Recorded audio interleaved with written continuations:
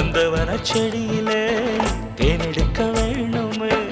உன்னை எண்ணியே கையில் அள்ளினால் ஒட்டுக்கல்லும் அமுதமாகுமையா ஏய் என் மனசுல அடி ஒன்ன நினைச்சதுனால இன்று வரையில் வேற பெண்ண நினைக்க